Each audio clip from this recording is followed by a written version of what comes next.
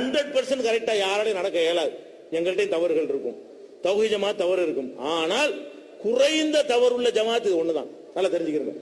இருக்கிற இயக்கங்கள்ல தவறு இல்லைன்னு சொல்ல முடியாது. எங்கள்கிட்ட 4 தவறை சுட்டி காட்டிட்டு வெறுத்துட்டு எங்களோட கூட தவறு உண்டே நீங்க போறீங்க. எங்கள்கிட்ட 4 தவறை சுட்டி காட்டினீங்கன்னா 400 தவறு உள்ளவனை நியாயப்படுத்துறது உதவுமா அது? அதனால ஒண்ணு நல்லா தெரிஞ்சுக்கணும், எங்கள்கிட்ட தப்பு இருக்கு, எங்கள்கிட்ட மிஸ்டேக் இருக்கிறது. ஆனால் கண்டிப்பா நாங்க அடிச்சு சொல்லுவோம்.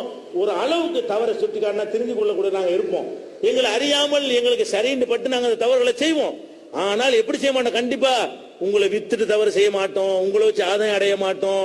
எங்களுடைய நலனை பெருக்கிக் கொள்வதற்கு செஞ்ச தவறா இருக்காது, அறியாமல் செய்த தவறாகவோ புரிந்து கொள்வதில் ஏற்பட்ட தவறாகவோ சிலது இருக்கலாம்.